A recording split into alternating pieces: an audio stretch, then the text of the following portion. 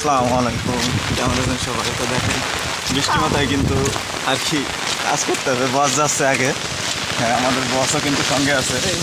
তো আসলে আমাদের একটা ভাগ্যের ব্যাপার যে আমাদের এরকম ভালো একটা বস আছে যে কাদা বর্ষা সব তার কাছে সমান। দেখেন তিনি কিন্তু আগে আগে যাচ্ছে, তিনি কিন্তু আগে আগে আছেন। আর এই যে আমাদের নাইম, আর আমাকে তো সবাই চেনেন, আমি রাইহান। এই যে পিছনে মেশিং আছে, সিরিয়াস বৃষ্টি পড়তেছে কিন্তু।